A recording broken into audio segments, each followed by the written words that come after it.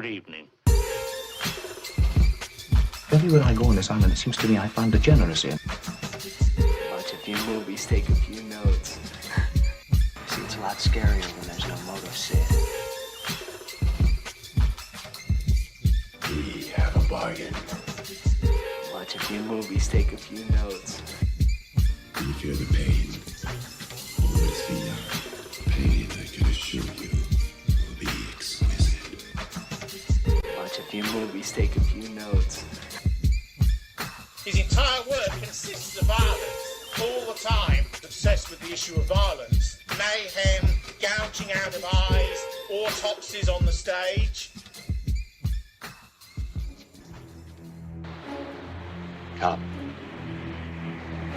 It is time to keep your appointment.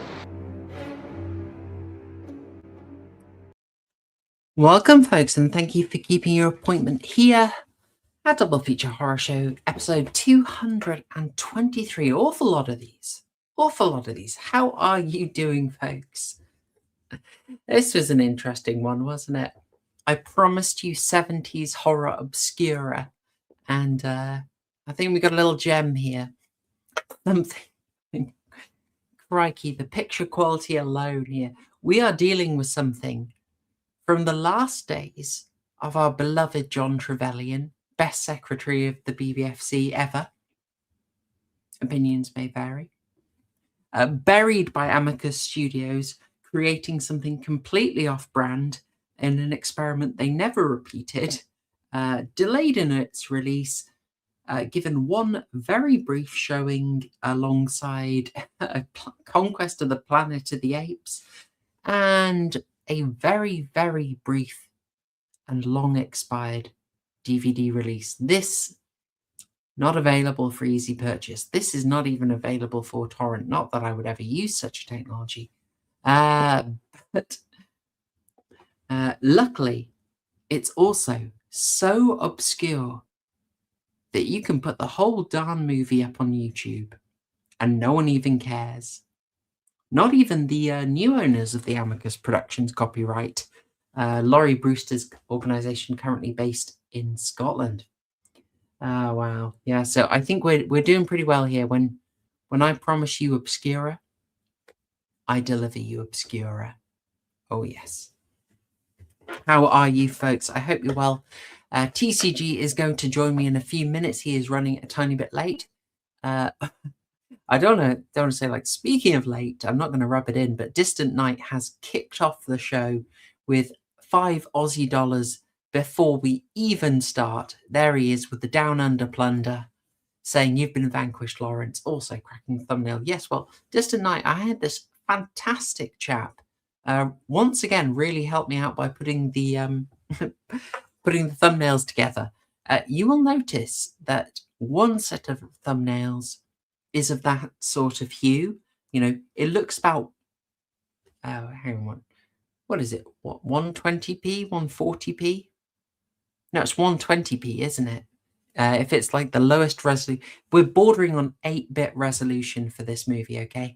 But it's fairly normal coloring, whereas we will switch into sepia. And why?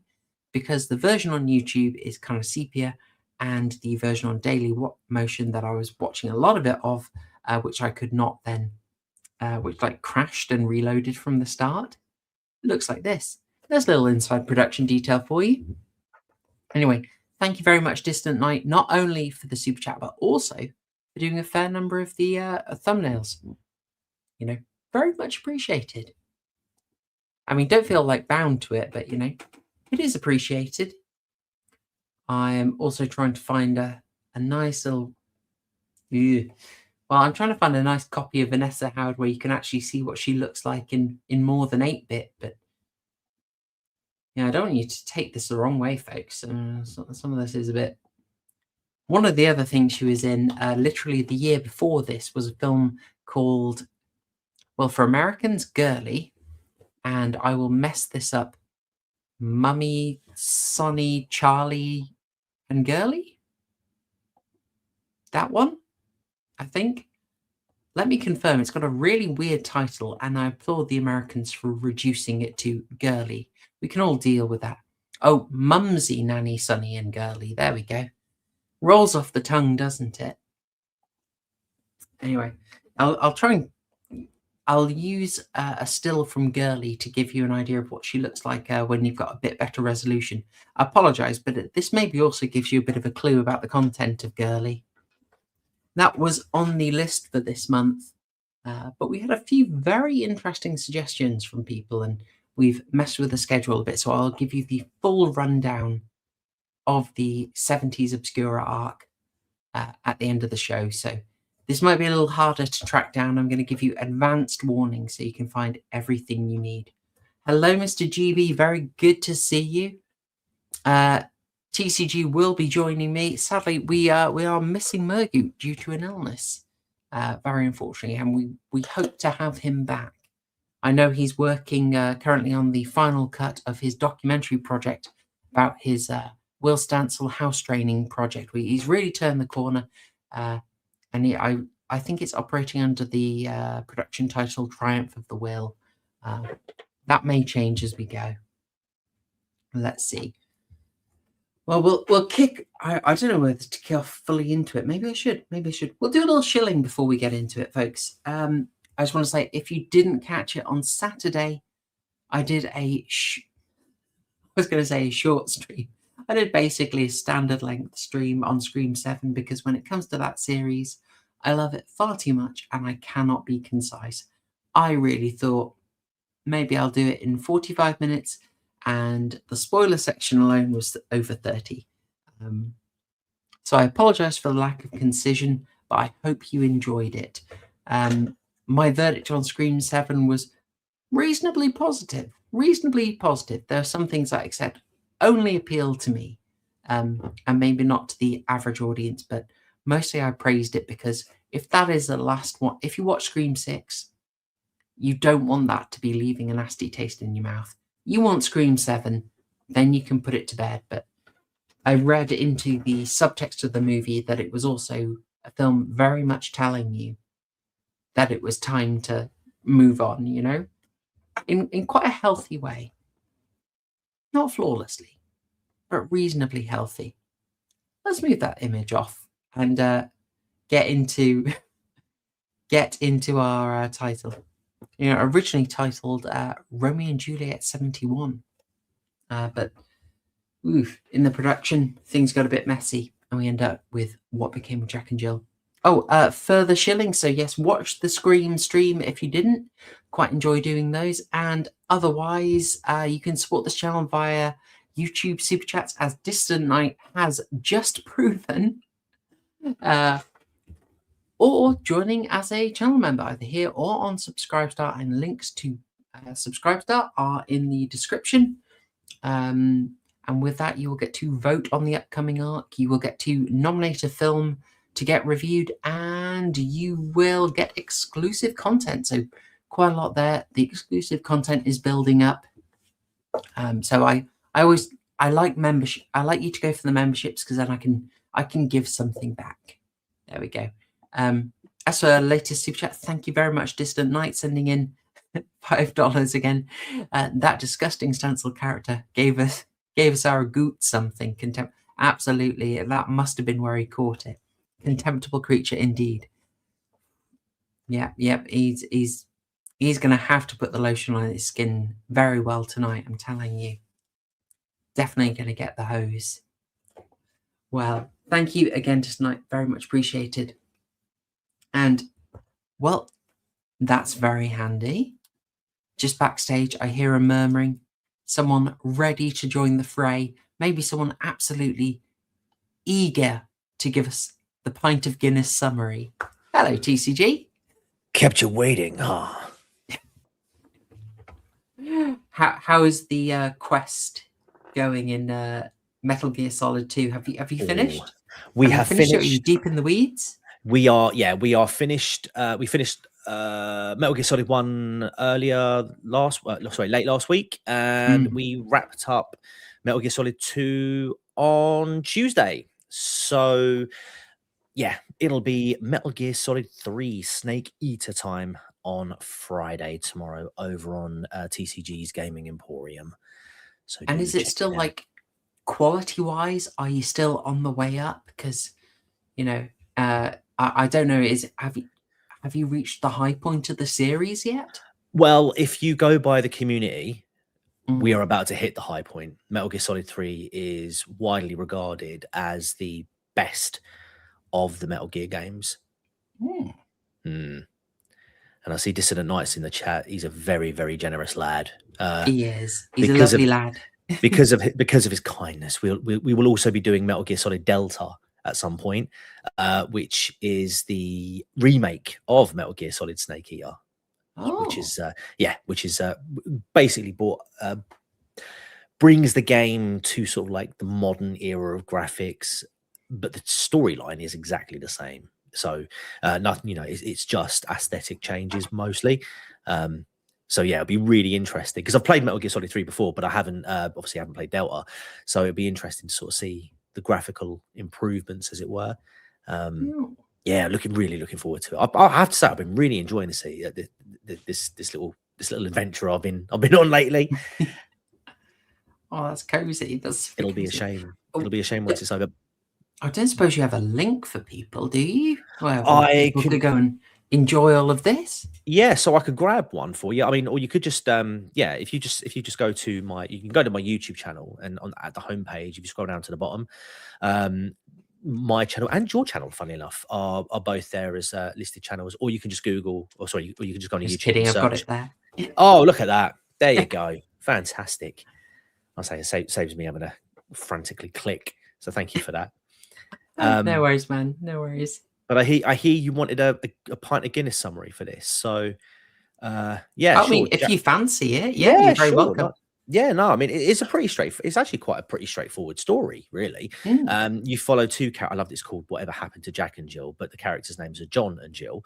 And it just follows onto actual images of them rather than this filthy shot of and it's a story of these two individuals who are in a relationship together.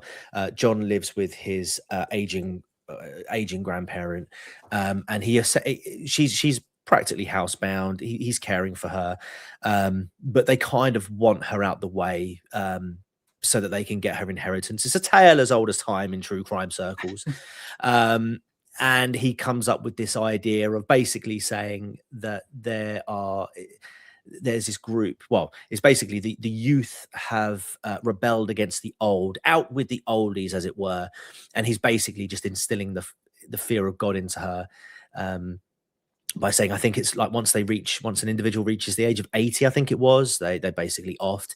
Yeah, and so these two just basically are looking to get rid of Gran as quickly as possible so that they can move in together and live off her wealthy inheritance of an entire £30,000. But as they quickly find out after their plan is executed successfully by pretending that the what was it called, the youth squad, I can't remember the name was of the youth power movement. The youth power, that's it, youth power movement had successfully revolted and were coming for her, when in fact it was just like some sort of like parade that they just organized through her street. Quite devious. Yeah, she has a heart attack, pops her clogs, but she's quickly wise. Just before she goes, she's wised up to the fact that John is trying to go up Jill's hill, and she basically says in her will, which she changed last minute, was like, I want you to get married. I want you to be happy, John. You looked after me and all that stuff. However, Jill, do not approve. Yeah, you have to kick her to the curb. And so they think of ways around the will, the terminology, the rules of the game. And they think, oh, you know what? It'd be quite cool. John, marry someone else.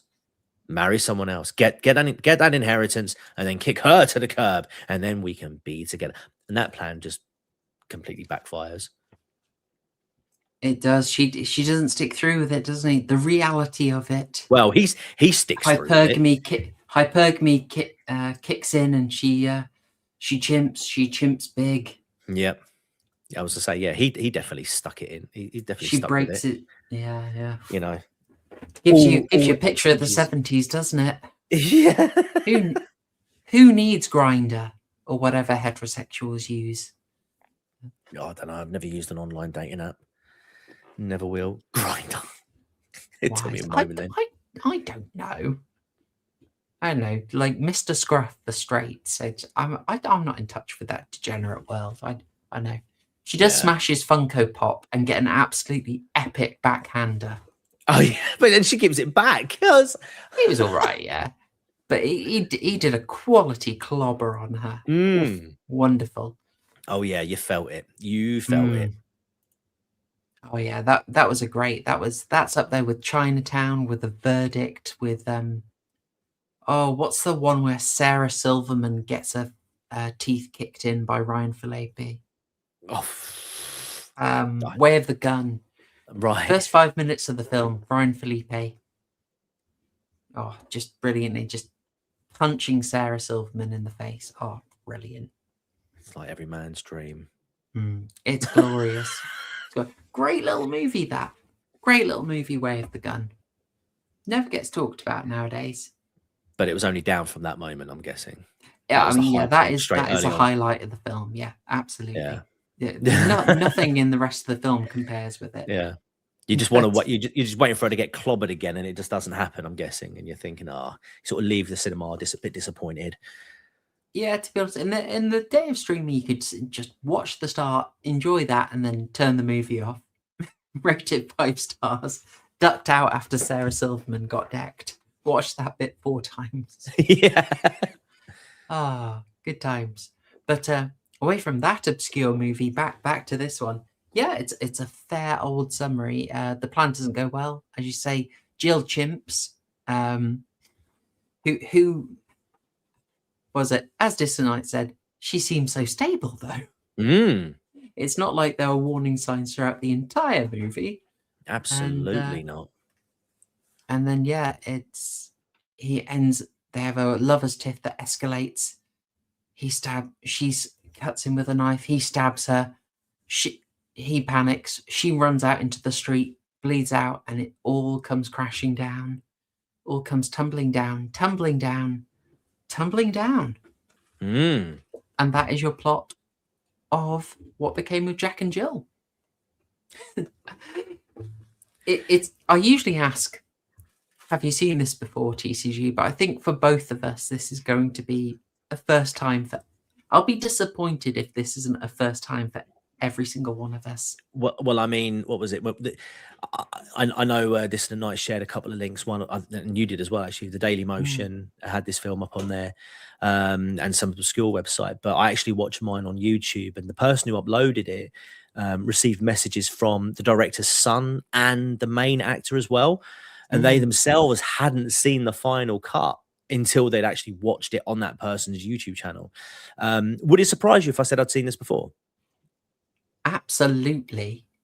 Yeah, I thought so. I haven't seen this before, but I thought, I just wanted to double check. But yeah, no, first time watching. Yeah, it was all right. It was not something I'd probably go to independently, but you know, I think it was a solid enough recommendation.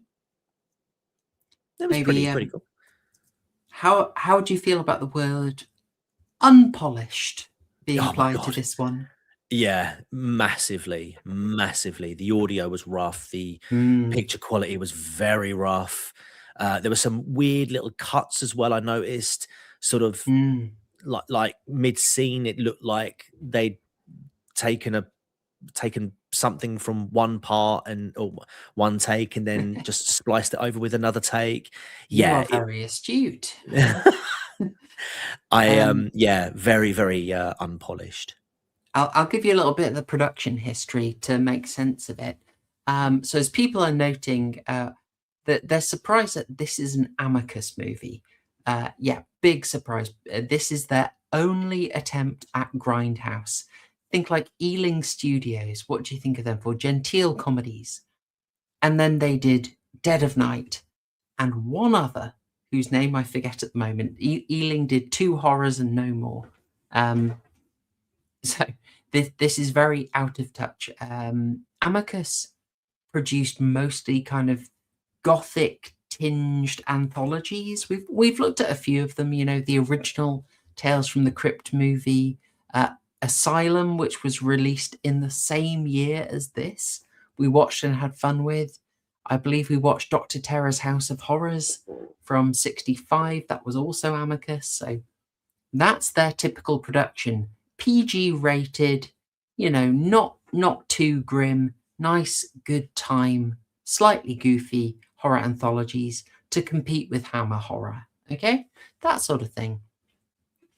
But in 1972, Hammer Horror is kind of coming to the end of its run. And for whatever reason, Amicus seems to be doing that too.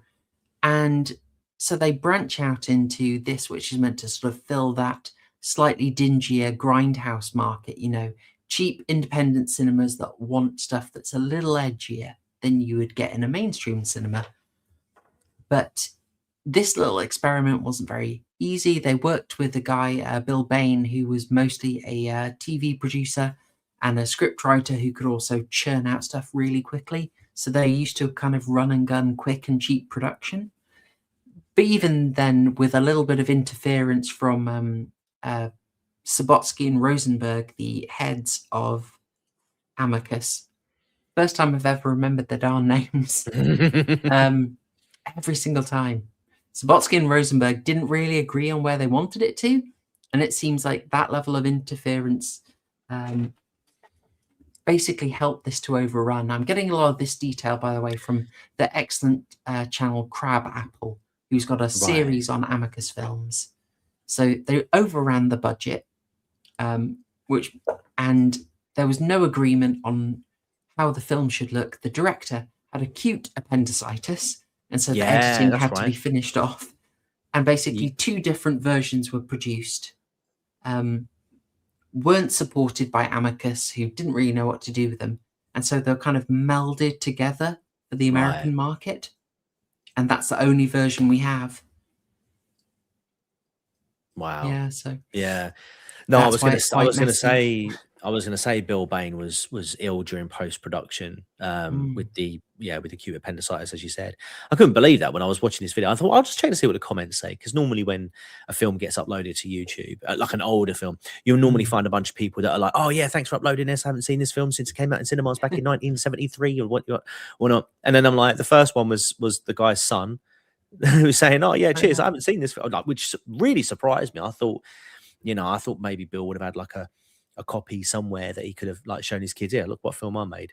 Obviously, when they're a little bit older. And then and the fact that is it Paul Nicholas who plays John, right?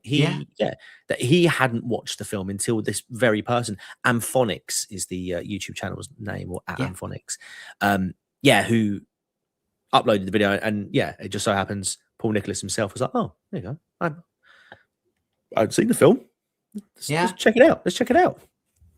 It really gives you an impression of a totally different world, doesn't it? Where it's done so cheap that a studio will just say, bin it. Well, was it the Batwoman or whatever it was that film? Yeah, Batwoman. I'll take the L again. Fair enough. They will still do it, but I don't know. I feel they've spent a couple of $100 million on this. They'd have released it. Well, no, well, you say that. I mean, Batwoman was Batwoman was quite an expensive one, but I think that was more for tax write-off purposes, wasn't it? Whereas I think this, whereas with this one, it was more of a, there was probably a concern over quality, I think. It is very against the reputation that Amicus had. And I think they realized that, they never went back into this territory. They gave it the quick release, but they never tried this again. But it's which is partly explains the quality of it. I also think like the reason the ending is so quite bloodless, and it's really, I don't want to sound immature, but it's quite disappointing when you watch the horror movie. You get to the finale, it's like there is a no blood indication of a cut on Jack. And then Jill gets a stab, and it's like the kind of, you know what I mean? If I say like a long shot version, like it's the stuff you can do with the actors in camera with no effects, and they just sort of react. Yeah, And then definitely. you'd usually go in for a variety of effect shots for the, you know, the stuff for the gorehounds, and it's just like, oh, she's just got a bit of the old Kensington gore splashed on her shirt, and that's it. And you're like, Yeah. I'm just Yeah, saying we need a bit more of a payoff, really. Like, she sold it as best she could, but Amicus, come on, Bubby, you're like, we can have a little bit of an effect, can't we? yeah. But I think they had no money. Yeah, I did. I did think to myself whether this was even a horror film in the first place, and it because obviously, you know, you have like a sort of preconceived notion. If you think of horror films, you think Freddy, Jason, gore, yada yada yada, and this obviously didn't have any of that really. But I think the real horror sort of comes from from the brainwashing that takes place between the grandson and his gran, that and just the plan to take her out of the equation so that he could move his totally stable and totally nice girl into the home. That for me, and I think, you know, obviously was the intention of the film. Not only was the mental torture and manipulation of the gran, but then how quickly things fell apart for these two, because, you know, it was kind of like meant to be this sort of like happy ending scenario for them. But they find out very quickly, you know, Gran has the last laugh, and, you know, life quickly spirals out of control when they realize, actually, you know, we're probably going to still have to pull our weight. And I still find it funny. I still found it funny a couple of days later. I know it's 1970s, but even then, like 30 grand ain't really going to get you that far in life. Well, the very first comment on this video did the work for us. So Pandajit had looked it up. So the basic estate that they were hoping to get was 10 grand worth 109,000. So the whole estate that they would have got, and I'll just get this up so we don't forget it, DK. The whole estate will be about 314,000. Yeah, so it's nothing really like, nowadays. Yeah, I'm not going to turn it down, but no, exactly. Yeah, it's not stop working money. It's not like it. But you had these like crazy like clips of them like dancing around like sports cars and buying expensive clothes, stuff. which is hang on, where is she? I've got her. It just reminded me of. It just reminded me of Austin Powers. I'm sure you've seen Austin Powers, right? Oh yeah. So you know the transition between scenes where it'd have like Austin Powers like dancing with a band or something like that. Yeah. It just reminded me of those little bits of the film. It's just so sort of like late 60s, early 70s kind of stylistic art choice. Yeah, it's kind of like they just have no concept as to actually how much or how little money that is. You know, they're talking about they're talking about like quitting work and just effectively living off of the interest payments, and it's like, whoa, hold on. Yeah, I think that is really interesting and also totally deliberate. It's like these guys are utterly naive. Like the film is in no now, and like the film is in no doubt about them being naive. Like he's a spoiled layabout, and the film covers that in quite a few interesting ways. I just want to say thank you to DK for sending another $5 Aussie saying final cut of this was done over a cheap motel ashtray. Yes, we are deep in the sepia here. Seriously, this is tanned, it's deep fried, it's brutal. Yeah. But I'm chuffed we see it. And also Dylan Roth completely got me. Yes. Lol, Chloe can't handle porn, but a woman bleeding to death on the street after being stabbed by a lover is anticlimactic. Lol. Yes. Guilty as charged. Now, there are quite a few angles we could go in for this. Like the dream angles, I hadn't thought of. I didn't think of Austin Powers, but I did think, my goodness, that you give this to a different director. No offense, Mr. Bain. You know what? Give this to a director with a sufficient budget and clear direction, and you maybe have dream sequences that maybe end up a bit like American Werewolf in London. You know how those are just splashed in? I'm thinking particularly the one where he just sees pensioners going onto the bus. Oh my and God, imagines them yes. being. Oh my Lord. I thought this was great. It's just so... He pulls it off, doesn't he? Yeah. He definitely what a looks the fetching part. young gent.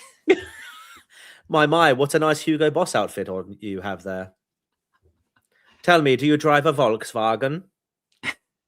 Do you take it up and down the Autobahn? Do you wear wigs? Have you worn wigs? Do you wear wigs? Deep pull for anyone. Would you like a can of Fanta? Oh,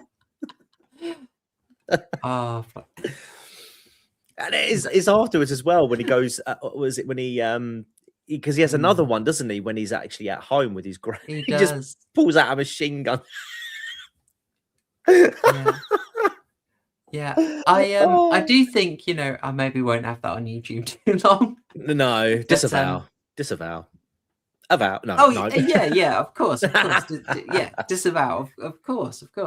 Yeah, so it's just, those things have power. I'm just thinking, with no offense intended to Mr. Bain, I've seen directors with much bigger budgets pull off that same thing with a lot more aplomb, particularly American Werewolf in London. I'm just thinking, so the ideas here are not bad. And in fact, this may be a very rough film. The quality may be absolute ass. The sound may be particularly bad. But there are some really interesting ideas in this. I would have liked to have seen more of this, almost like a kind of like John's psyche falling apart. Maybe the dream sequences after Grandma's been removed from the equation, the dream sequences now turn to his missus, wanted to get her out of the picture because she's become a bit of a problem. Like his grandma, I would have liked just a bunch of his missuses lined up against the wall with him in SS uniform. Think of the kind of, people accused it being a bit slow. Like, think of the fun you could have if, just like Clockwork Orange, which came out the year before this, only the year before, you see Alex's fantasies often, and they're a way of just sort of injecting this sort of lurid color in. You could have a heck of a lot of fun with that. Yeah. So much fun you could have with that. Yeah. But also,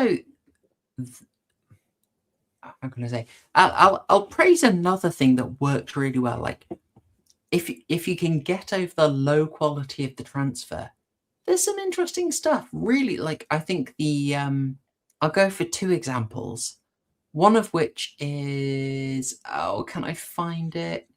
It's a scene where they fake the march. Where is it? There we go. Got it, right.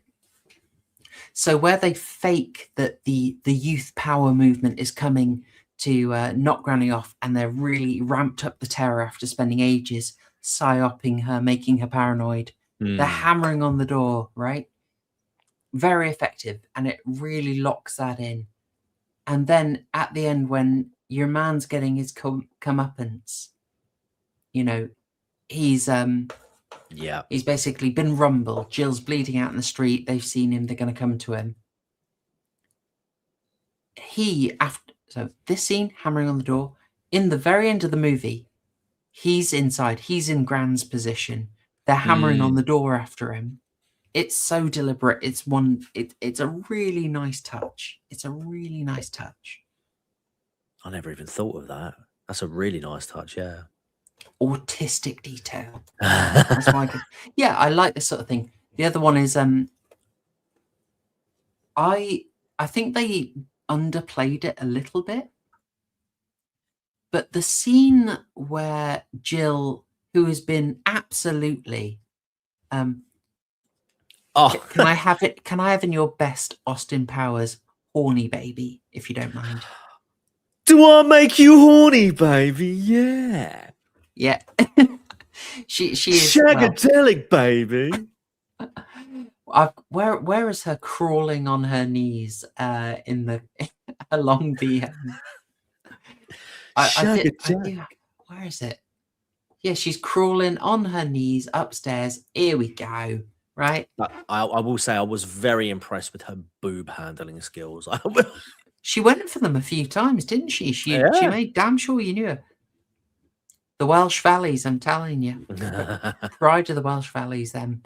Anyway, so I think the scene where she takes off all her scuddies, disappears up into the attic, lures him up there so that he can shag above his gran. Literally, she says 6 feet above, aka gran is 6 feet under. Yeah. 6 feet under. Yeah. The scene of gran having been told, oh, there's no noise. Oh, it's just the radio. Radio's still on. Here's her grandson plumbing away. Like, that's a kind of scene that Michelle Haneke would put in, just like excruciating, like this. We talk about unconventional horror, but like the gran is, I guess, silent generation. No, she's pre-war. She's pre-war generation. She was born in 1903, right? Yeah, because she's Thank you, Dylan. I'm glad you like that. You're very astute. Do not worry.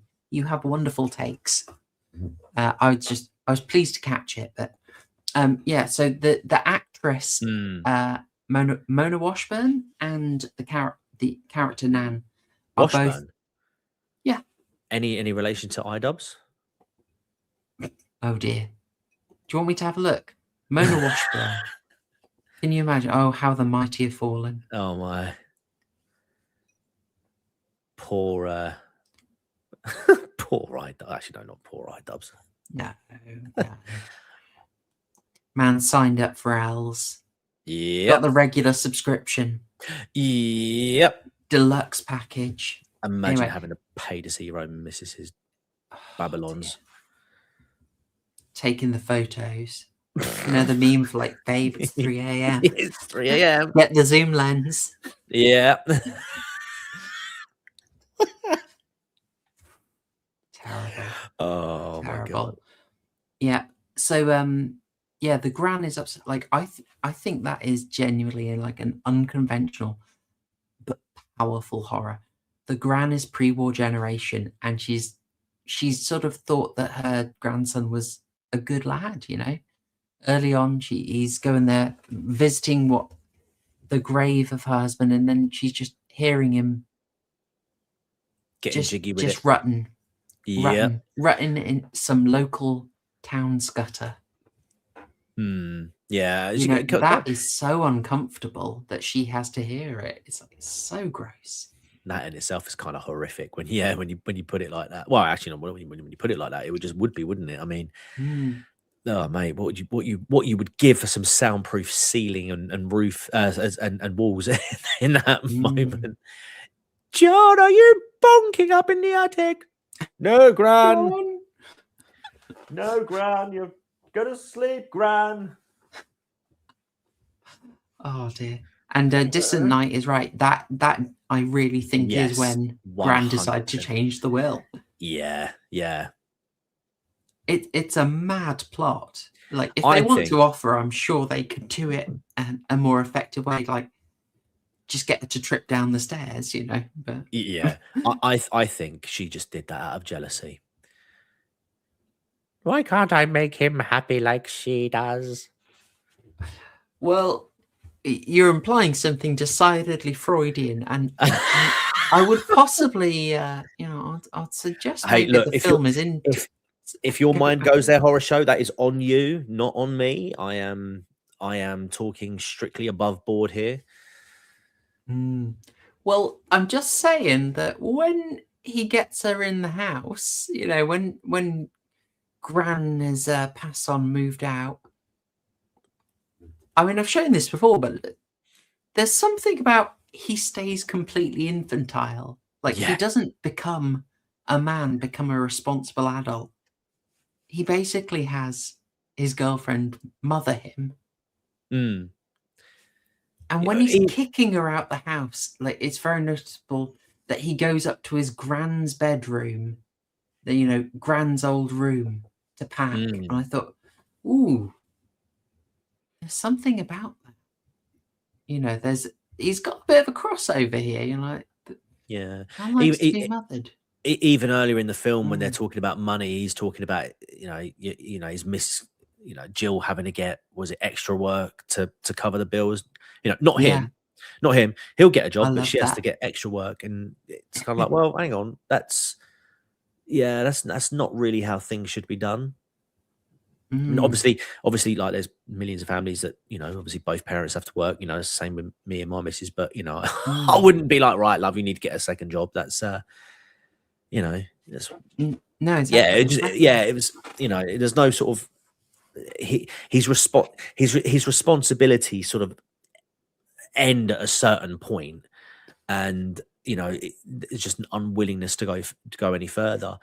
And there's also a sense of entitlement, like, perhaps, a sense of ego, because there's one point when he turns around and he says, I thought I was with a man with a name like mine, talent, you think I'd be good at something. And she sort of turns around and goes, well, yeah, you are good, but out of the bedroom.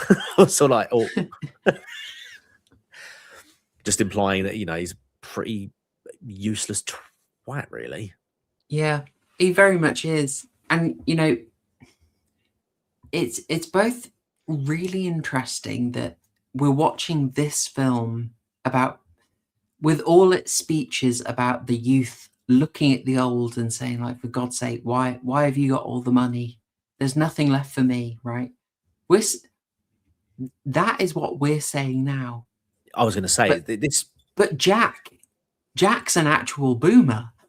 Yeah, yes. He is literally a boomer. He's in his 20s in 1971 when this would be set. Remember, it was filmed as Romeo and Juliet in 1971.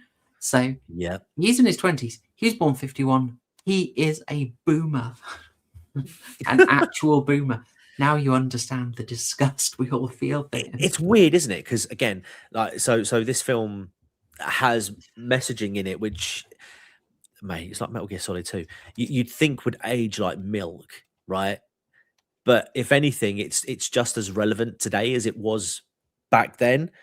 It's so weird. I was watching this film and I'm like, this guy could be a fucking Zoomer, with the sort of talking points he's got, like his disdain for the old, and the fact that wealth hasn't sort of like trickled down, so that the same opportunities aren't available to him and people and his girlfriend. They can't buy a house. My God, the amount of times when I used to work in a bank, the amount of boomers that used to come into the branch and be like, "Do you know how much we paid for our house?" And you'd be like, "What? £4,000 we paid for my house."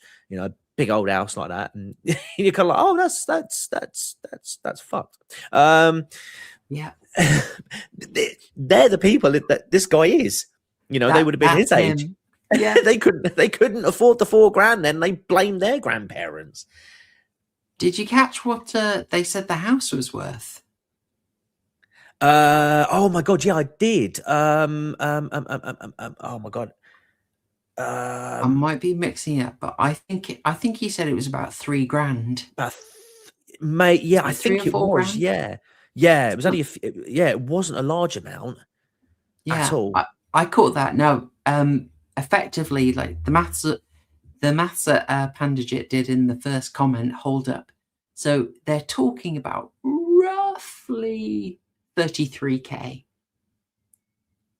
33K, which, crazy. As we know, I'm sure you guys have all seen the comparisons of house prices to average house price to average wage.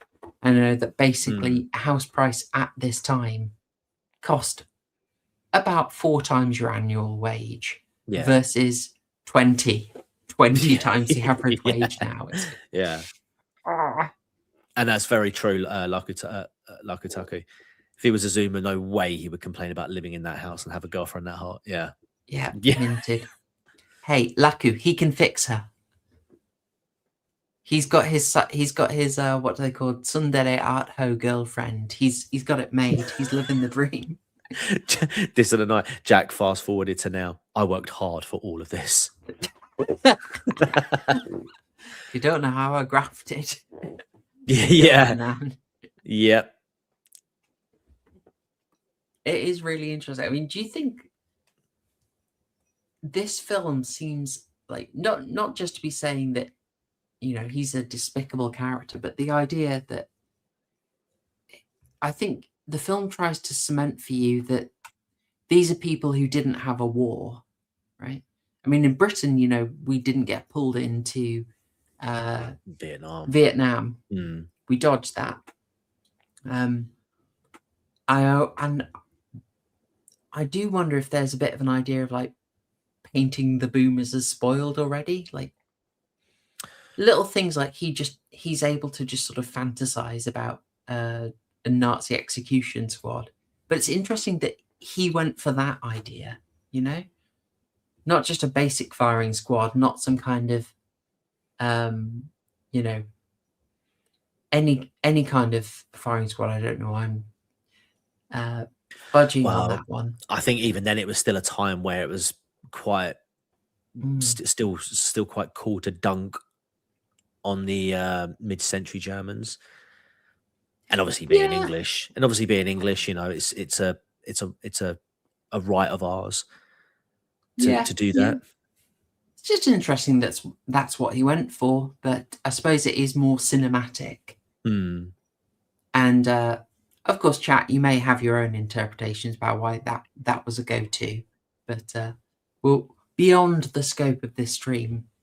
But I think this is like very aware of saying like this is a guy who didn't have a war, didn't have a fight, didn't have a struggle, and seems to have been spoiled by that.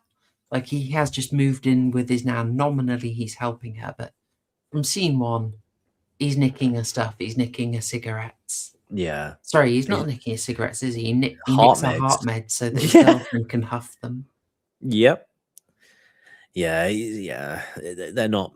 He hasn't had anything that had to sort of bring him into reality like the previous generations had to go through. Yeah. No wake up call. Distant Night, do you think you can sneak a Clockwork Orange past this channel? A channel called Proper Horror Show? You think I'm not going to notice that one? You're on notice, Sonny Jim. Also, I mean, would you give me the reason to bring up Clockwork Orange? Like I've talked about this before, but there is a real noticeable wave in the early 70s of basically youth panic, what Mark Commode calls paedophobia, where just a lot of films came out that were basically portraying concerns about the youth via horror. So just like, let's just do 71, 72, The Exorcist, Possession of Joel Delaney, Clockwork Orange, this, what else have we got? Corruption of Chris Miller. It's about this time. We have got loads and loads of these, right? All focused on the idea of the youth turning. You know, there's really something in the air, an idea of like worried about maybe student radicalism, standards not being upheld. Yeah, it's interesting that we see it reflected. I noticed it before, and I find it a really interesting trend. Just like in the late 2000s, we got the hoodie horror wave, if you remember. Yes. Like they really must have been responding to something because it's so clearly on the mind that it just gets expressed in so many horrors. I find it fascinating. Yeah, Owen Jones was making bank at that time. Oh, yes. I remember his book, Chavs. Absolutely terrible. I never read it, thank God.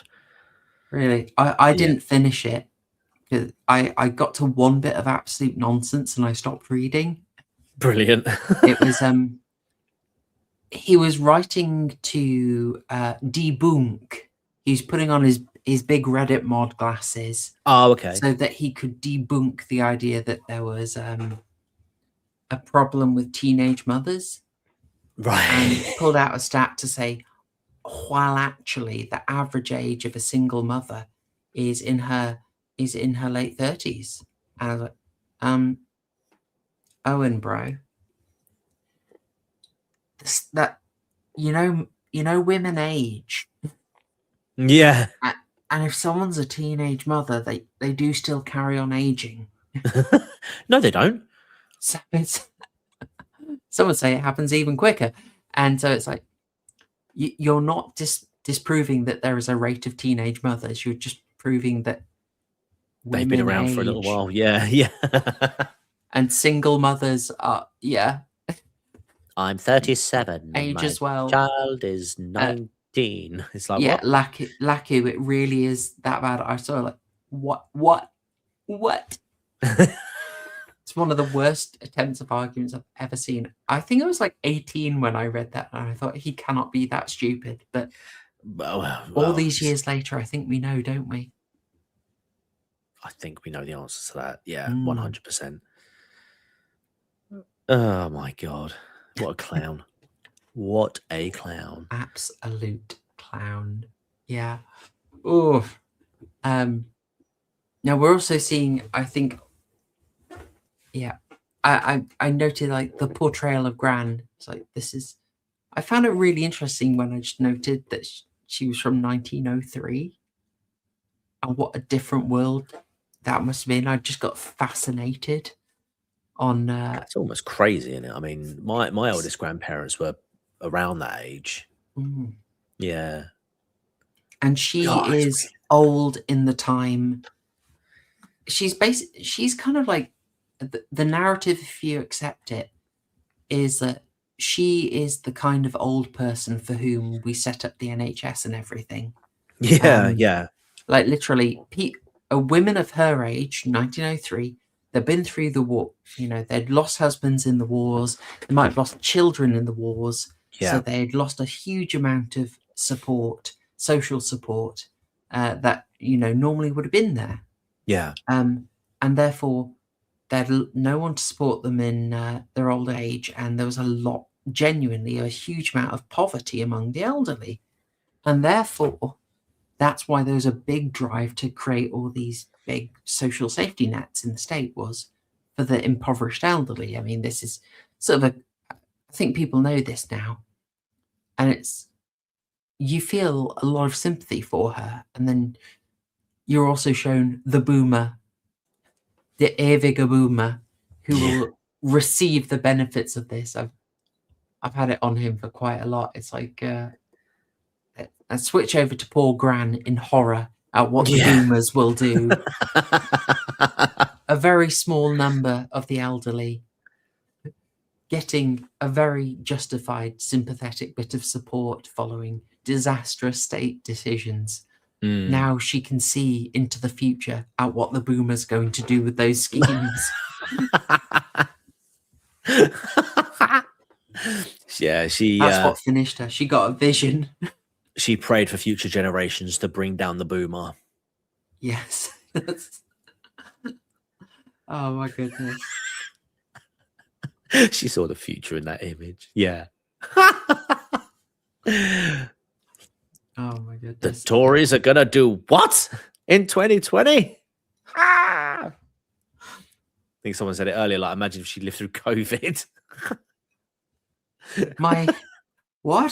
My grandson, his children are going to abort a quarter of their generation. What? Oh my God. I'll drop this now because it's a stupid little idea that's bounced around my head for years. But you know, I've often thought, could you build a little horror story about, you know, someone invents a time machine, where you can view the past, and then one of them views the future and just is like literally horrified by what's happening. I always thought, would that be kind of interesting? Could you do that as a horror thing, with the idea of literally what a, say, 1950s person sees as our regular life. And they're just like, I need to find this man, Mr. Powell, and I need to protect him at all costs. I'm being somewhat facetious, but I do wonder if that could actually be done straight as quite a good horror story. Just to kind of shock. Yeah. It's time travel though, isn't it? Time travel is always a sticky subject when it comes to film. I mean, you've only got to look as far as the bloody Avengers, Marvel films, and all that stuff that's going on with multiversal stuff and time traveling, and it's just, yeah, it'd be tricky. It could be, it's doable, but then Time Cop was a film that kind of did that. Oh, you're not going to have a go at Time Cop, are you? Oh, absolutely not, Chloe. Absolutely not. They had I think a direct-to-DVD sequel which did the classic, But What If You Could Kill the Mustache Man? Oh, no. I think they did. I saw it in an HMV. It's like every Sniper Elite game that comes out, isn't it? There's always that one level. Is that a thing? Yeah, Sniper Elite. There's missions where you can kill the Mustache Man. Ooh. Yeah. Or you can do that, or you can play Hitman and kill Eminem. The choice is yours. Kill Eminem in Hitman. Yeah, you can. Please tell me you only get one shot. Yeah, do not miss your chance to blow. Dylan Roth, where is that a quote from? Because that has hit me hard. The cruelest thing you can do is to force a man to live outside of his own time. But no, man. Hits hard. The quote is from me, Dylan. He says the quote is from me. Well, Dylan, you should write more. Great quote. You should write more, and you should let me know where I can read more of your writing, because I would like to. Yeah, while I've got this image, then what did you think of the overall plan to basically psy-op Granny into death? Like, did it work when she's actually killed? Did that scene work for you? I think so. Because she was so worked up into a tiz anyway, and it was clear from earlier scenes that he was obviously toying with the heart meds and stuff like that. Just doing like odd little bits of gaslighting every now and again. I think the plan overall worked, and it's weird because it is kind of silly, but when you think about it, it is easier than, say, like you said, pushing her down the stairs, because forensics could kind of go against you in that regard, whereas old person dies of heart attack. Okay. No signs of foul play. No. Yeah, and there's always and actually that's a good point. Like if an attempt was made on her life from a physical sense, there's every possibility that she'd survive. I mean, John couldn't exactly dispose of Jill now, could he? So there's always a possibility that she'll grass him up to the old Bill. So it sounds silly at face value, but I don't know, man. If you it's entirely possible to gaslight someone into believing something like that sincerely. I mean, fun fact to chat. My dad gaslit my mum to believing that the Germans won the Second World War. So it's entirely possible. It is entirely possible. Well, many say we certainly didn't win. Isn't that right, chat? Yeah. I am, of course, joking. As per YouTube's policies. DK single-handedly bankrolling the channel tonight, and it is much appreciated. Sending in $5 saying, if you leave out the MacGuffinery, time travel can be an extremely fun story element. Absolutely. I take the Austin Powers line on time travel. Just don't think about it too hard, or you'll go cross-eyed. Yeah. What's Basil exposition's actual line. I suggest you I- don't worry about it and just have a good time. That's And that it, goes for you too. yeah. Thank you very much, DK. Much appreciated. Oh, I've got those films on DVD. I'm gonna have to. My kids, I haven't seen them yet, so I have to get them to watch it at some point. Oh, They're classics, man. They're They're great. absolute classics. They are solid films. Well worth a rewatch. I obviously the plan is absurd, but let's be honest. You're wanting to, on a really low budget, make this a focus, and frankly, it's got to be interesting. Tripping a woman down a grand down the stairs is not interesting. For that reason, you can't make it the focus of your movie. So yeah, of course the psy-op is a little absurd because we've got to hang a story off it. But it's and it is an interesting one. There is a logic behind it, and it also manages to do a canny thing where, because Jack is, despite being an absolute piece of crap, he's very likable. Paul Nicholas plays him really well. Yeah. A lot of his performance really made me think of Alex DeLarge from Clockwork Orange, you know? Oh, really? He knew how to do it, yeah. Yes. Yeah, it really made me think of it. So he has got the charisma. So even if you know he's terrible, you kind of like seeing him. And the film manages to use that and play up a lot of the plot with a dark comedy angle, which is really smart because you're going along with it. It's still building, but the dark comedy means you can enjoy it a bit more, even though, again, horribly dark subject matter. And then I felt, apart from the bit where Gran hears them getting it on in the attic, bit of gash in the attic, if you will, I found about 3 ways to make that joke. I've got to stop. The first one was a Jane Eyre reference. David Dickon grandson. Yeah.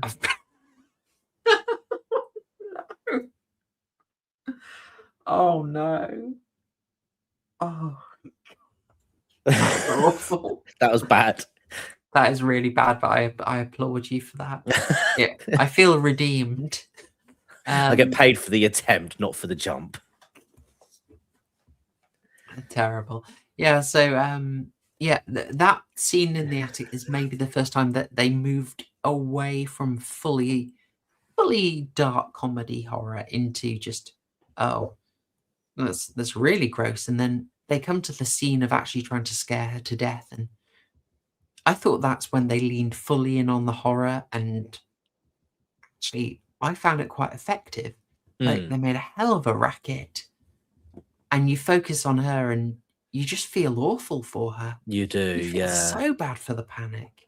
Yeah. Yeah, as you say, it makes it more disturbing when he's pretending to care about Grandma. Yet you feel about Grandma. You feel for her. She plays it totally straight. She depends on him. He betrays her. And this is a scene that just sort of milks it for the horror. Yeah, I found this like an actually effective scene, and kudos to them for, you know, playing it out and letting it become actually horrific and upset you. Yeah. Yes. Bit of gash in the attic. Yeah, I'm afraid we are Brit posting. Big time. Just need it. Yeah, bit the old as your father after bedding down on top of him in the graveyard. Yep. Yeah. Oh, yeah. And Dylan Roth has referenced a very interesting book, which I have a copy of. I'm just checking the title. I think it is The Unknown Soldier. TCG, I'm just checking my bookshelf. I'll be back in a second. Sure, go for it. Dickie Birded feather back on his Sammy. Oh, I've just seen Horror Show's tweet now with the old grandma picture that we've just seen on here. Yeah, she does have an element of Donald Pleasance about her. I saw Some people saying that. Yeah, Dylan, I saw saying that earlier. But yeah, I thought. I mean, this particular scene, I do like that the plan was followed through to execution. And you obviously get the little bit of exposition at the holiday agents when they mention at the fact that they're actually helping to plan the route that this parade thing is going through, and so they organize it to go straight through the house, so straight past the house at the time.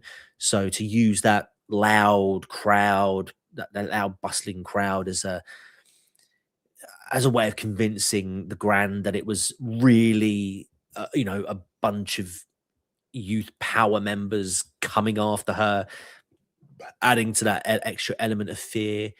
Yeah, really, I think it really worked for me. It's so much like it felt like it was a plan that had been worked on for a prolonged period of time. It wasn't something that was just like, I can't be bothered to work, let's just off your Gran and get the inheritance. This was something that was, okay, this is the long term or short term, we can have a little bit of fun and whatnot, but long term, like, she needs to go, she needs to get out of the way so that we can be together. So this is how we will do it. And like I say, it's quite clever because it kind of does, it's a lot more complicated than like than poisoning her or like pushing her down the stairs or anything remotely suspicious like that. It's just good old fashioned brainwashing. And this is she's a vulnerable old woman, housebound. So is it Plato's cave? Is it? Yeah. She's kind of living in that world. The only information that she has from the outside world is what John's telling her. So why wouldn't she believe it? It's her grandson. Why would he lie to her? He loves his grandmother. So yeah, I thought, yeah, it might come across as a bit silly, but I think it works.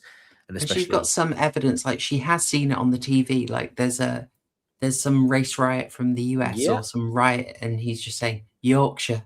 It's happening in Yorkshire, which I found like darkly funny. yeah.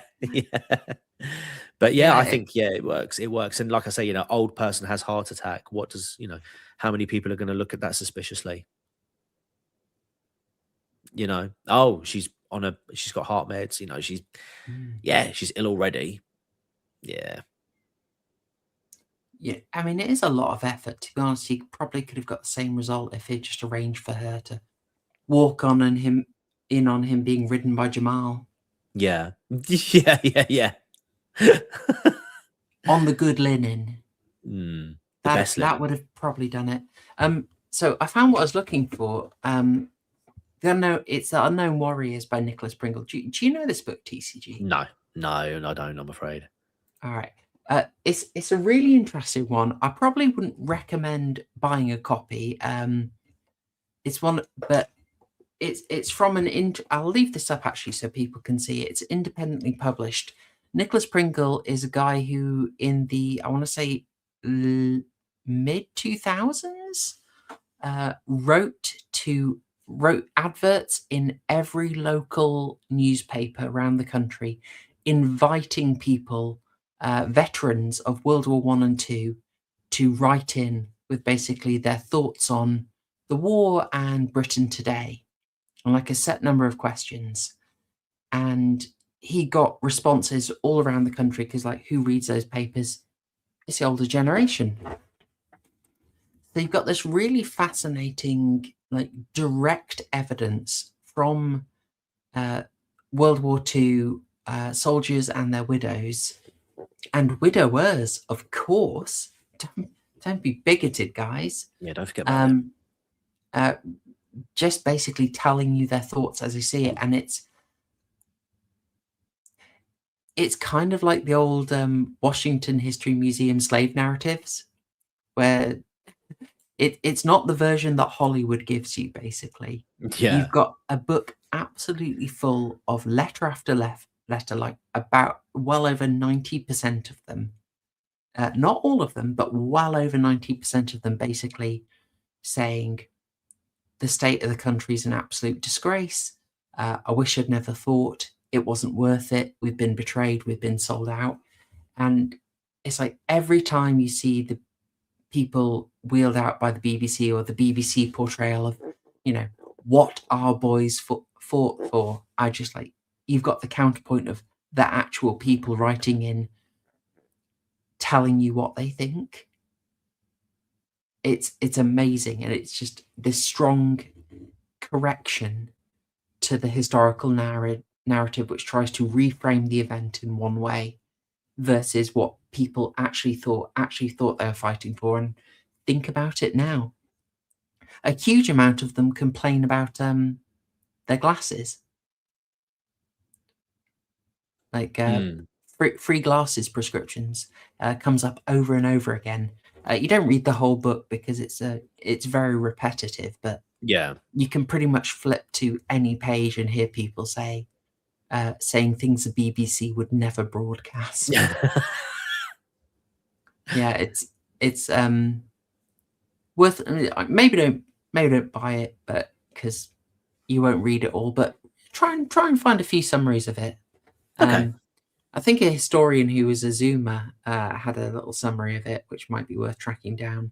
Just like a 20-minute video reading a fair few of them.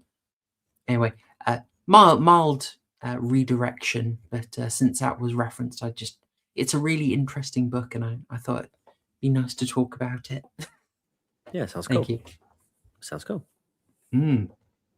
So I think you were talking about how this managed to actually be quite effective horror, didn't you? I think so. Yeah. With a strong callback. Yeah, I really do think it works. I do think it works quite well. Yeah, it's quite a different. It's a different kind of horror. Obviously, it's that sort of psychological, I think, horror, and the fact that that there are multiple people involved in it as well. It does sort of compound into this overwhelming, I think, feeling of sympathy for this old vulnerable person who, you look at her and you see your own grandparent, and you think like how it's almost like looking at you hear like these horror stories about young children and you think like how the hell could anybody hurt a young child?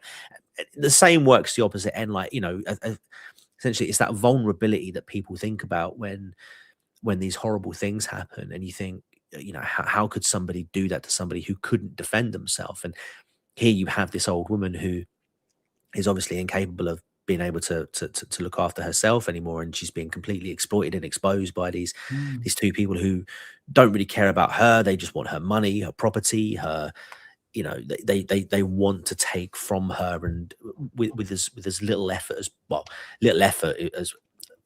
as possible from, they don't want to contribute. But as we find out, she's perhaps not as vulnerable, and she has a little bit of fight, even if it's not in the physical sense. It's in the, I see what you're up to. You want, Totally. if you want what I have, you're going to have to sacrifice something. She speaks to her lawyer, Jared Taylor, who sorts it all out. I'm here to represent the white women of Yorkshire. This is what you want a lawyer to look like, isn't it? Yeah. Yeah, she's vulnerable, but she's not daft. She's not helpless. Yeah. So yeah, it's an interesting one. Do you find any other sort of like, I want to say like historical culture clash moments? Because we always tend to have this when we watch an old film and it's just like old Britain. I think things like people smoking everywhere, or yeah. I did say another one. Hang on, I'll find something that really stood out to me. Yeah, just constant reminders of what they took from us. Look at that. Oh, look at that. 9% interest rate. Wait, but is that long-term investments, that medium to long-term investments, or are we talking like fixed rate bonds here, or a regular savings It's account? probably a cash savings account. I mean, do you remember there was a David Jason advert from the old days, which was a local building society offering 8 and a bit %. Yeah, yeah.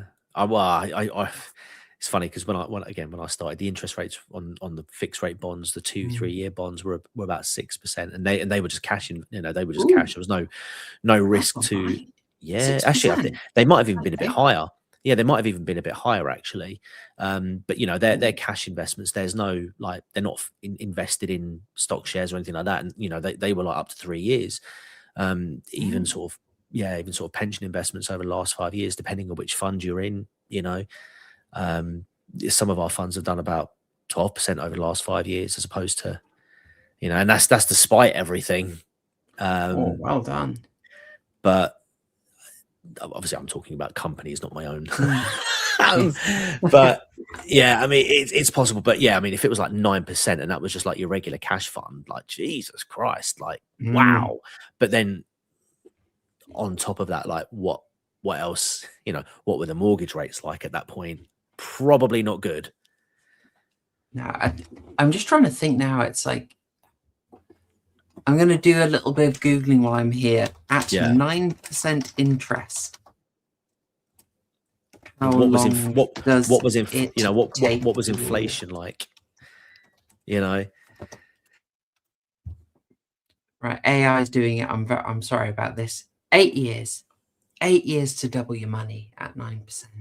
Yes, we're not including inflation or currency debasement. Yeah, it's not bad. Not bad, but Not again, bad. All depends on what inflation was like, and obviously the 70s was a time where, especially in England, it was economic downturn, left, right, and centre, no matter where you were in the country. True.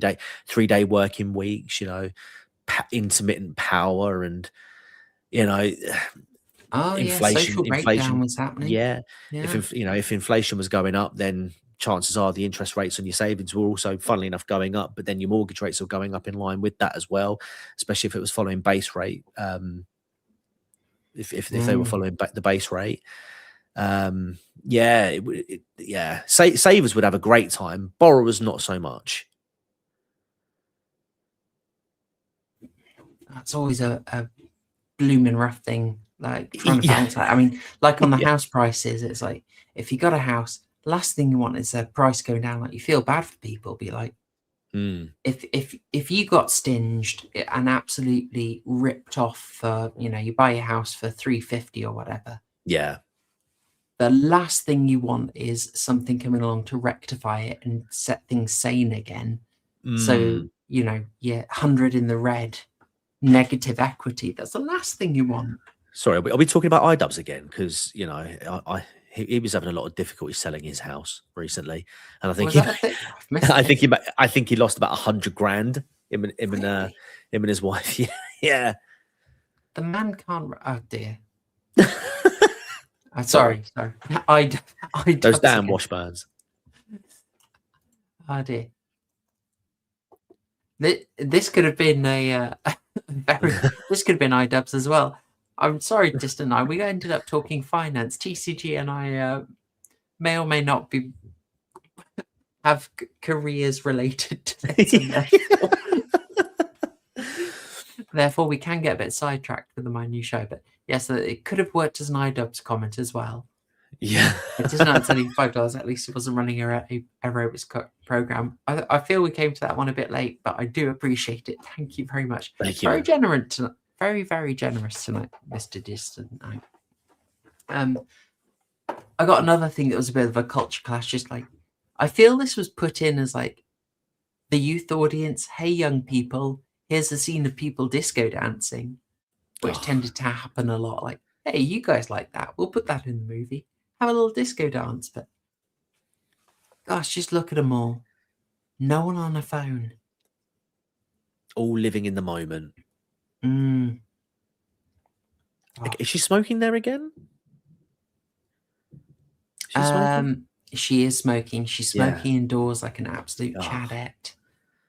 We haven't really spoken about her much, have we? Paul Nicholas Jack had the big career. He's still acting. You've seen him and stuff. He's quite mainstream. It was a very early break for him. But Vanessa Howard got a launch in a 60s sex comedy, All Around the Mulberry Bush. I can't say that. All Around the Mulberry Bush. And then got a few roles in early Amicus horrors like The Blood Beast Terror, I think it's called. Okay. I'll check in. What was her other one? It's got an absolute terrible title. Blood Beast Terror, yes, and Corruption. Corruption is meant to be really well. Really rather good. The poster for it says, "This is not a women's picture. Therefore, no woman will be admitted to see alone to see this super shock film." They went with the Yorkie tactic. No girls allowed. Yeah. No girls allowed. You love to see it. I'm tempted. I've seen that praised. It was praised in the Crab Apple documentary. I'll once again praise Crab Apple's channel. Great resource. So she did that, and I think she did well enough in that they were kind of interested in her as a screen queen. So she went in this film I mentioned at the start before you arrived, Mumsy, Nanny, Sunny and Girly. That was 1970, and that was originally on the list that we were going to cover. We may still, I don't know, but I preferred this because it's a little more obscure, although Mumsy, Nanny, Sunny and Girly, although it is featured in House of Psychotic Women, great researcher resource. And it's also directed by Freddie Francis, who's a really interesting guy, loads of Amicus work, some Hammer work, and also was involved with David Lynch for a lot of his stuff, starting with The Elephant Man and ending with A Straight Story. So Freddie Francis's involvement always makes me quite interested. Nice. I think that's going to be a really weird one. It's a horror sex comedy thing. Kinky. Kinky. Yeah, we may yet watch that one, but I think it goes into very weird places. So. Lakutaku says you prefer movies that nobody can find to watch. Absolutely. So true. This one's on YouTube, Laku. Yeah. It's so obscure that they just popped it on and no one had. She reminds me of Sue Lyon. Oh, now that's a deep pull. I can see it. Sue Lyon, I'm sure folks remember, would not admit as readily as I remember. It's okay, I did a series on it. I'm allowed to know this. Sue Lyon played Lolita in Stanley Kubrick's Lolita in 62? 65? Okay. 60. Oh. I'm thinking that over now. I think it's 62. Oh my lord! So I'm just yes googling it now. Like bloody hell! Like she's got a bit of a sore back in her day. Yeah. What, Sue Lyon? Mm. Yeah. You can feel a lot less bad about her performance in Night of the Iguanas. Yeah. It's a bit less dodge. Fair enough. Dylan Robb saying Lolita is Kubrick's best film. It should have been Best Picture in 62. It is massively overlooked. I will say, Dylan, I did my absolute best to sell Lolita to the Lotus Eaters lads, but they didn't go for it. I think the subject matter was a bit much for them. And Maverick saying, I'm surprised I could get away with a Lolita movie. Kubrick knew you would think that. And the poster for the 62 Lolita had a picture of her with her heart-shaped glasses. And it just the tagline, how could they make a movie of Lolita? So he knows what he was doing. Anyway, apologies. Sorry, we went on onto a Kubrick digression there. That's my fault, TCG. Sorry about that one. Sure, channel, you don't have to apologise. All is forgiven. I do have to apologise. Oh man. Oh dear. I'm just looking through the screen. Oh, there was one more thing. Let's go back to this brilliant screen cap to close it. There's only one more note I had, which you, weirdly enough, you got there before I could say it. So awesome. We're on the same wavelength. Love it. Like, when you were talking about their grand plan and the idea that the Gran is so isolated that she can basically just be told the story, Yeah. and like the story that she's getting from Jack and like manipulations is enough to kind of totally change her worldview. So she really thinks she's living in this youth power resolution. Imagine if there's a youth power movement. Do they listen to rap by Crescent Moon Man? I don't know. Terrible joke. But there's at least one person in the chat who'll appreciate it. Jack is her CNN. Yes, exactly. Jack is her Yeah. CNN. Dylan Roth is going where I was going and where you got already, TCG. Like, for all the stuff we talked about, how this is kind of reflective of our current time of like, we're looking at the boomers saying like, Jesus, boomers, stop saying you won your house in a thumb war and you sold it for $4 billion and to go on my wife. Please. Please stop rubbing it in. Just go on the next cruise. God damn it, right? Like another way that this film felt. Sorry. Before you continue, you cannot say, go have a go on my wife and then rubbing it in adjoining sentences. Fair play. I mean, that is phrasing with a capital P. I did not. Yeah, I never planned this, as people may notice.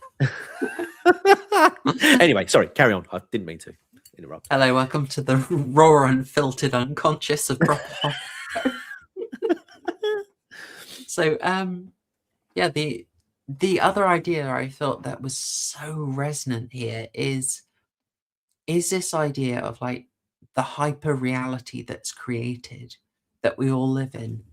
Like, a few people talked about it, but it's this idea, like in a way, like we watch, and I'm assuming here for people, but if you're on this channel, there's a very decent chance that you watch a very specific news diet. You aren't watching the BBC really. You're watching a few channels. You maybe you don't just go to Lotus Eaters for my excellent David Lynch and Stanley Kubrick series and rare appearance on Chronicles discussing M.R. James. You know, you probably get your news there. And in a way, you end up finding yourself mentally living in a totally different hyper reality.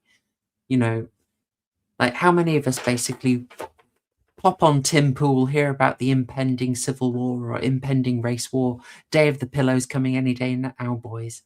And then we pop out the front door and catch the bus. Yes. You know, go make your coffee and then say, you know, you spent an ageless watching, you know, bloody Muslims, and then you pop in, make your coffee, and say hello to Ahmed in accounts. You know, Yeah. Do you know what I mean? It's like, no, it is so the true. race wars paused 9 to 5. Yeah, I mean, how many years has Tim Pool been going on about the Civil War for now? It's got to be at least a decade. Any day now, boys. Any day now. Yeah, it's kicking off. Imagine you just it gets launched and he pulls the beanie off, and under it he's got the old German helmet with the Kaiser's. He's ready to go. Or just on that day, his beanie is over an SS helmet. Or even better. It's stitched. Someone create that in AI. Come on.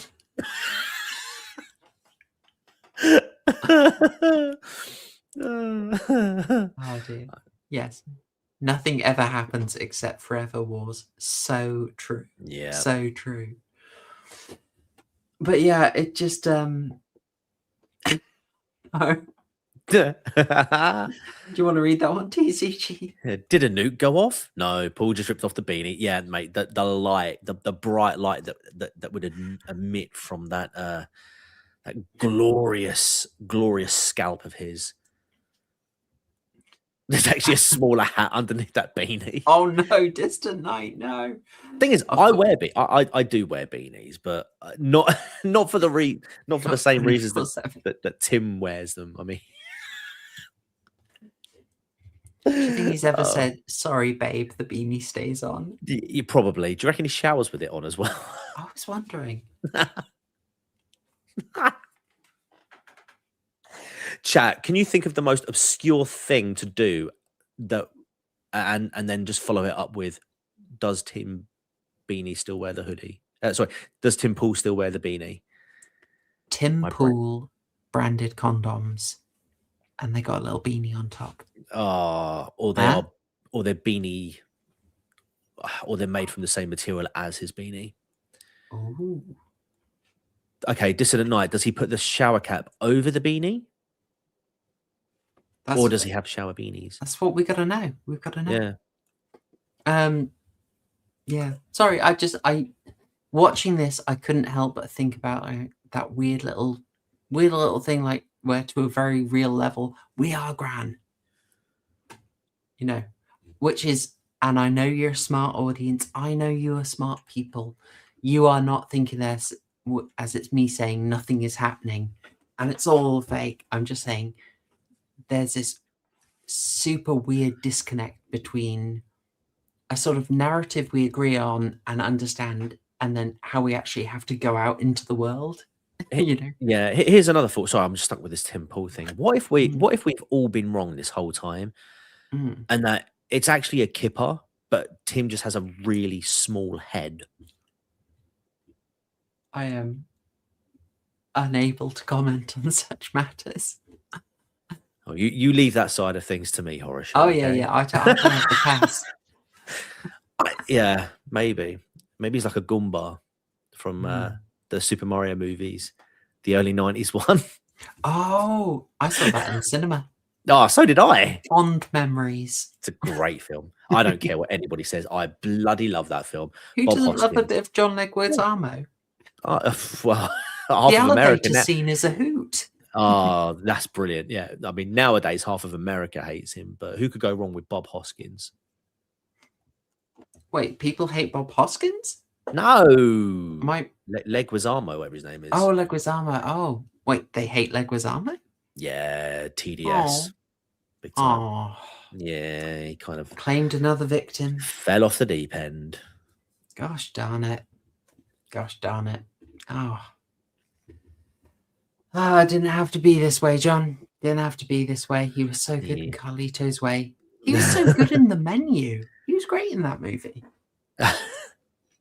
Basically playing Steven Seagal. Fantastic. Oh, brilliant.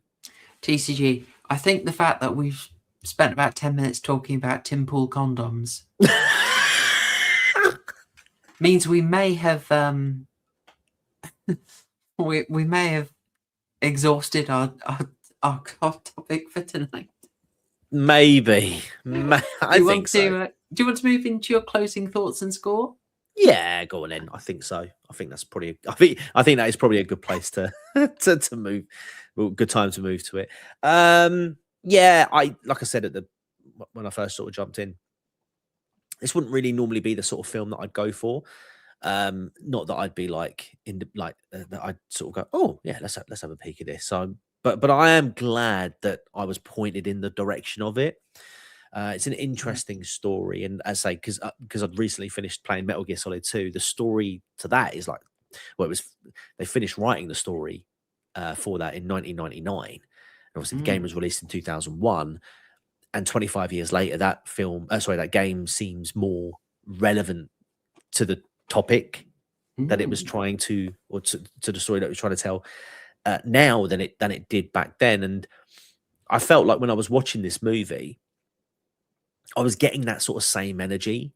Some of the messaging from the film, the environment that it was trying to build, the animosities between the youth and the old, a lot of the things that it was mentioning then, definitely I think apply now. Absolutely. Yeah, it's a again, but it is a relatively straightforward story. I think the mistreatment of the grandma, I think is perhaps the most horrific thing that you could get from this, to call it a horror movie. The mental torture, the execution of the final scene with her in it when she dies. I thought the twist was a nice little touch with the will, right, effectively writing Jill out of getting possibility. The only thing I did find a bit weird about their plan for John to get with another woman and marry that woman would be that woman would then be entitled to half of John's wealth. Oh, So, absolutely. you know, that kind of, yeah, that wouldn't quite work out the way it did seem very short-sighted. But I mean, it was interesting, like, to see how the relationship between John and Jill collapsed so quickly after the grand past and things happened, and how the idea of, you know, him shacking up with another woman, albeit with the intention of getting money that they could then spend, quickly backfired when, you know, the jealousy kicked in. So yeah, I think it was all right. It was a good story. I mean, I'd like to see this get a more polished release. I think many people in the comments of the video that I was watching sort of felt like that. But I think in terms of burgers, I mean, it's got like a squirt of ketchup, but it's a reasonably good cooked burger. I'd probably give it like a 7 burgers out of 12. It definitely wasn't a bad film. You know, it was good. It just wouldn't normally be something that I would be instinctively inclined to sort of go for myself. But I was happy that I was pushed in the direction. So thank you. Yeah, no problem. No problem. This is going to be a lot of discovery for all of us. And I think that's very fair. That's very fair. As we've pointed out, it's a thought-provoking film. It's a very interesting premise. It's got a lot of relevancy. But it is hampered a bit. It was not designed hugely artistically. And you can just think probably a better budget, a less rushed production, and a decision to focus on the artistic could have really elevated the style of a lot of ideas in this. I also think that, you know, that the power of the Death of the Grand is actually really good. The ending with its reflection of that attack, we also liked, but I think there just wasn't ambition. Like, if you've got the build up, I think that could have paid off a lot better. You know, you just maybe give a chance for Vanessa Howard as Jill to, like, just pace around the house, getting more and more worked up and frustrated. Like, she could totally do it. And then have her just take it out on him, you know, decide he's going to betray her, gets him in the bath again the way she did previously, but she gets a razor and attacks him. There's your big payoff gore effect, which we would love. Give them a bit more of a bloody struggle around the house, have them basically destroy his inheritance and wreck it. And then you can still end up how it ends, you know, her escaping, bleeding out in the street, and he sort of panics at the door. It could still work, but I just think it would be a more impactful struggle, you know, work with her a bit more. So that would have brought it up for me and would have been possible at the time, but clearly production did not allow for that. So yeah, hampered by that, hampered by the quality of the print and the editing, as you very rightly pointed out, TCG. If there were a bit of love, this could get a cleaned up release with the audio fixed, and I would be a classic movie that you couldn't do a direct remake now, but it's a kind of film that deserves a remake because the material is there, ready to be polished. You know, this isn't how can I say, This isn't a 9-burger film that you want to elevate to a 10 or an 11. This is far lower, but the ability to be far higher. So Yeah. mostly for the acting and for the concept, but not for the delivery. I think a 7 is very strong. I think that's fine. I go with that. It's definitely on there. Look, give it a watch, but it's absolutely not the first thing I'd show people. Yeah, I agree. Yeah. All right. Well, wonderful. And chat's going for a 9. We got a 9 from John Goris. Good take, John. 7s, 8s, nothing lower than a 7. That's pretty good. We like it. Well, where are we going from here?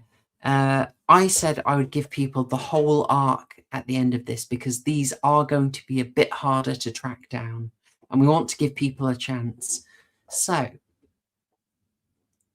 there were some really interesting suggestions, and well, I like to give you what you ask for, folks. So we are going to go with George Romero's Martin. That is going to be next week. George Romero's Martin from 1977.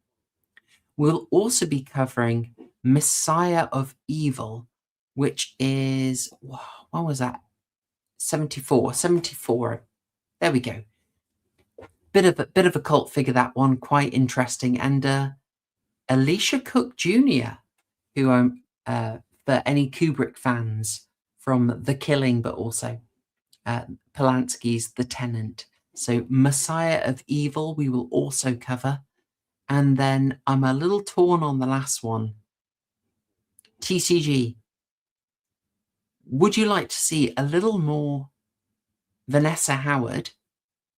Or would you like to see a weird little Brian De Palma film? Let's open up door number 1, shall we?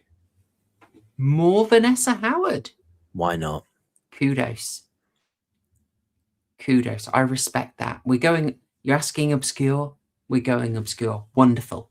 That will be Freddie Francis's Mumsy Nanny, Sonny and Girly, or Two Americans, Girly. It's a sexy horror comedy by Freddie Francis from 1970. So there you go. If you want, oh my gosh, Martin's on YouTube? Apparently. Wow. Oh no, I have already acquired my legally purchased copy. Oh, this is the legally acquired link for Martin. Oh, it must be a trailer for where you can. Yeah, it is. wonderful. It is a 1 hour 32 and 26. That's a long trailer. Yes, Hideo Kojima must have directed it. Okay, so there we go. Just repeating for everyone and confirmed in a post. I'll set up the stream so you've got advance warning, but we will now go for Martin next week and then Messiah of Evil, and maybe we'll finish with Messiah of Evil and we'll have Girly in between. And I'll read to you a little bit from House of Psychotic Women when we get to there. Also, Distant Night, absolutely funding all my army habit here. Much appreciated. Sending in $5 and giving a verdict of 7.5 tar smoked and gaslit burgers. See what you did there? Very nice. Thank you again, Distant Night. Extremely generous tonight with that. With a super thanks and also with the screen caps, half of which were from him. Really, you don't have to do it, but I also really appreciate it. It's very handy when work is as crazy as it is right now. Hello in these goings down, and hello, or like from the handle, I've just got Fart. So Fart name. Oh, it's Fart. Hello, Fart. How you doing? Good to see you, Fart. Have you just been in the chat not saying anything? Silent, silent but violent. Yeah. Well, I'm glad you like it in these goings down. I'm glad you approve. And yeah, Fart, we are going for obscure 70s horror. And I will say, I totally did not expect that to win. Mm. Oh, here's one. Oh, Laku is asking yes. for a Bone Temple stream. I have seen it. I have seen it. Shall we open with that as a topic next week? I think we And should. do like half an hour on Bone Temple? Yeah, I think so. I think so. Because it's been a while since. I'm assuming it's been a while since you watched it in cinema. Yeah. Yeah, same. It was all right. It stuck in my head though. I'll happily talk about it. Friends have mixed opinions. I will say, even if I detected a slightly subversive message, I come out positive. But Okay. I will. We'll discuss that. We'll do half an hour on Bone Temple at the start of next week. I couldn't remember who had asked about it. So Yeah. Lucky, I'm glad it's you. So yeah, we will cover that for you. Absolutely happy to. That is a fantastic little film to discuss. All right. Well, there you go, folks. There you go. Oh, and one other thing, I also have an upcoming special booked. So on, we are doing the Cannibal Holocaust stream. It is booked. It's going to happen late this month. Are you forgetting something else, Horror Show? Oh my! I am forgetting something else. Is that next week? It is next week. It is. It's going to be a busy month, isn't it? Oh, and TCG, tell them what's happening next Friday. Oh, what is the day on Friday, chat? Not tomorrow, or in Dissident Night's case, today. Next week, it is, of course, the second Friday, the 13th of 2026. 2 of 3, which can only mean one thing. That's right. It's TCG and Horror Show sitting down together with a budding audience, of course, as we crack on with another Friday the 13th film. Which one are we covering again? I think it was it 6? I think you might have said 6. Yeah, we'll confirm. We need to go back and look at the ones we have watched. Yeah. Yeah, we're not doing it in order. We've done 4 Jason X and the reboot. The order is borderline random. Yeah. But then TCG, we're often out of order, aren't we? Exactly. Very much so. Yeah. Strong request for 6. I'm happy to do 6. We could do 6. We all love 6. Fair play. Can't go wrong with 6. We'll confirm later.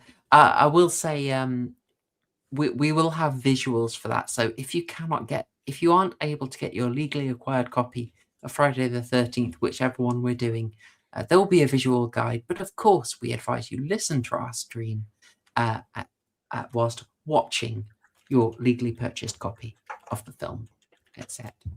All right. Well, there we go. TCG, thank you ever so much. Really enjoyed this one. It's didn't know how it would go, but that is the film. But I always enjoyed the discussion.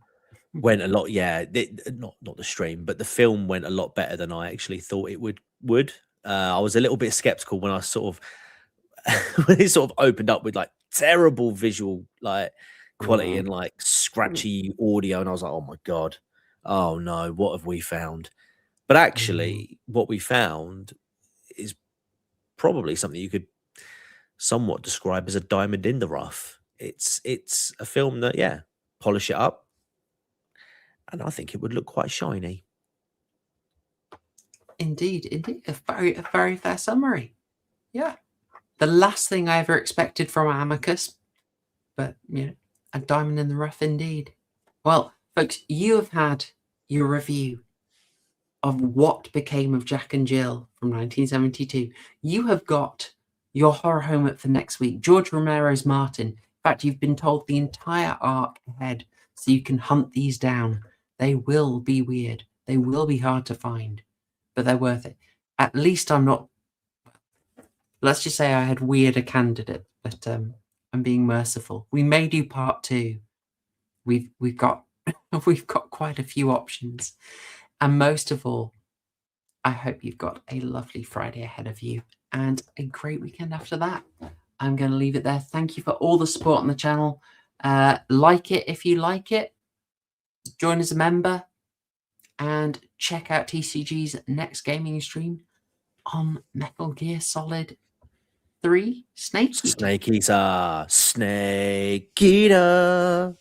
It That's is. the one. Yeah, it's Kojima's love letter to James Bond. TCG's Emporium on YouTube and on Twitch as well. We're trying to get to 500 subscribers on YouTube and 50 on Twitch. So yeah, any support you can give. Yeah, links in the description, I believe. And yeah, please do come and check it out tomorrow. We'll be online sort of between 9 and 10. I'll post a link out. And yeah, if you subscribe to the channels, I will post on the community board nearer the time. Snake Beta, by the way, Maverick, is actually an achievement that you can receive on Metal Gear Solid 2, by the way. It's a legitimate award. Yeah, it's basically Snake knocking one off to one of the women on the female posters of a woman inside the lockers. You look at them, you phone Otacon, and his mouth is open and he's breathing very heavily, and then you get an and you get an achievement, Snake Beater. TCG's Emporium sounds like a kink shop. Gaming Emporium, if you want to go that far, Dylan. If you want to go that extra mile. Well, I will leave it there, folks. Thank you very much. Thanks, y'all. Thank you. Cheers. Like, share, subscribe, do all that fancy stuff. Otherwise, I will come